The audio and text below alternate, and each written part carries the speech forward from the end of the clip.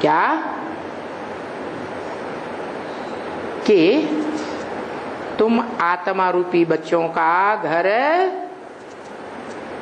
परम धाम है, जहां का मालिक मैं परम पिता हूं। घर का मालिक कौन होता है? पिता।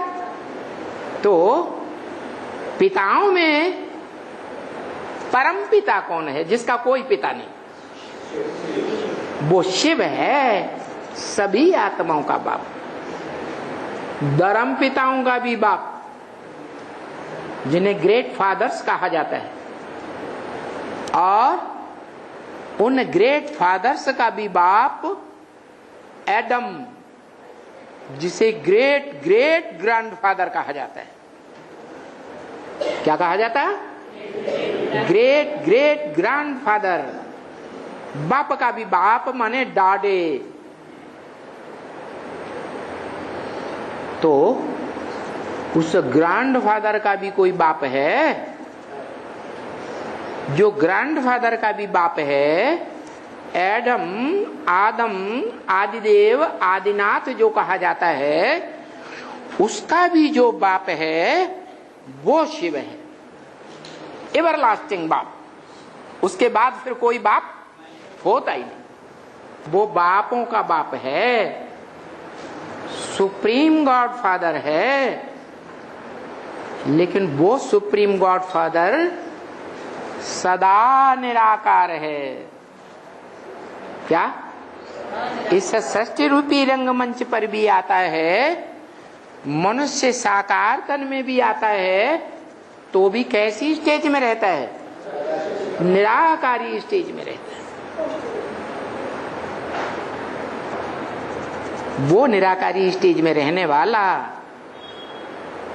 हम बच्चों को आप समान निराकारी स्टेज धारण करा के जाता है। हम बच्चों को, इनको नहीं, किनको? इनके फॉलोअर्स को नहीं, किनको? चंद्रमा को, ज्ञान चंद्रमा ब्रह्मा को नहीं, उनके फॉलोअर्स ज्ञान चंद्रवंशी बच्चों को भी नहीं।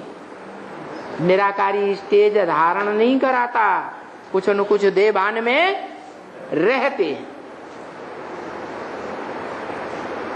क्या प्रूफ?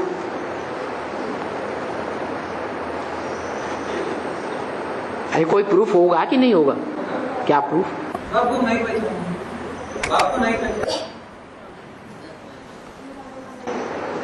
इस बात का क्या प्रूफ कि वो ज्ञान चंद्रमा ब्रह्मा और उसके फॉलोअर्स चंद्रवंशी बच्चे वो निराकारी स्टेज शरीर रहते रहते धारण नहीं कर पाते? इसका पक्का प्रूफ है?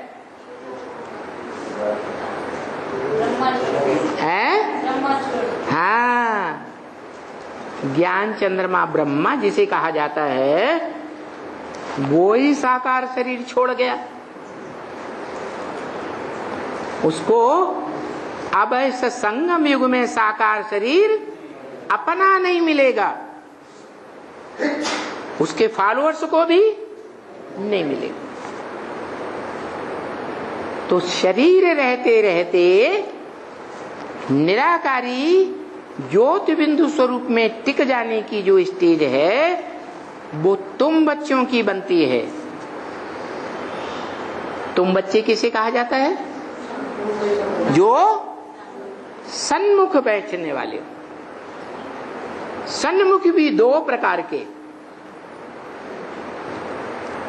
देखने में तो आते हैं, मुख के सामने बैठे हैं। क्या देखने में आते हैं?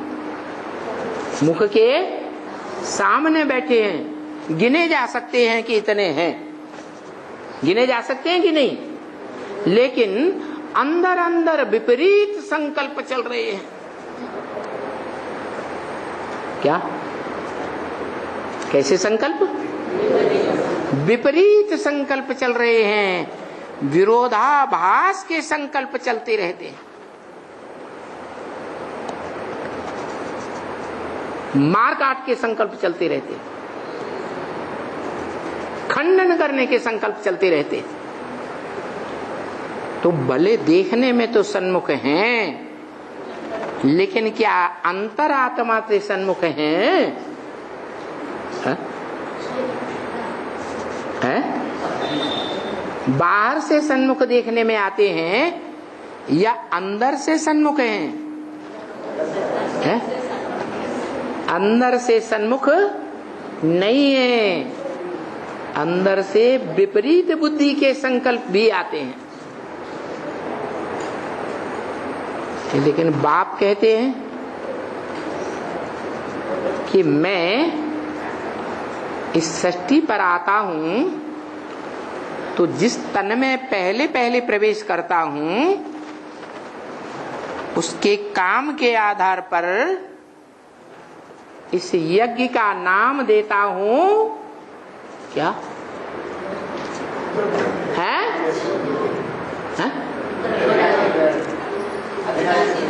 अविनाशी रुद्र ज्ञान यज्ञ। किसका नाम लिया? अविनाशी रुद्र का नाम लिया।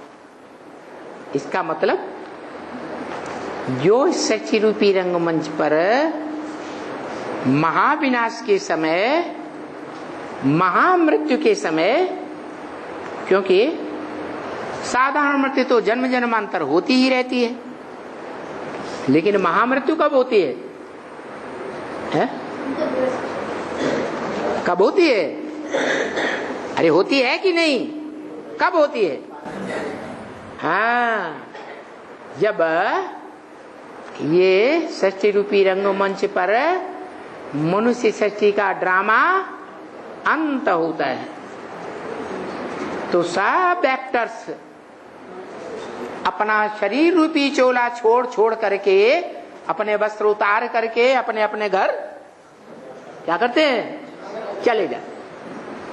तो ये शरीर रूपी वस्त्र हैं, इन शरीर रूपी वस्त्रों को हम सब मनुष्य आत्माएं उतार करके बाप के घर चले जाएंगे। उसी को कहते हैं महामृत्यु। शरीर की मृत्यु होती है या आत्मा की होती है? शरीरों की मृत्यु होती है। शरीर ओझल हो जाते हैं, शरीर अव्यक्त हो जाते हैं, इस सृष्टि पर दिखाई ही नहीं देते किसी को। एक ही शरीर रहता है जिसे सत्य कहा जाता है। क्या? एक शरीर, जिस शरीर को बड़ा रूप कहा है शिव बाप ने कि मेरा छोटा रूप याद नहीं आता तो क्या करो? बड़ा रूप याद करो। बड़ा रूप माने शरीर रूप है या आत्मा रूप है? शरीर रूप।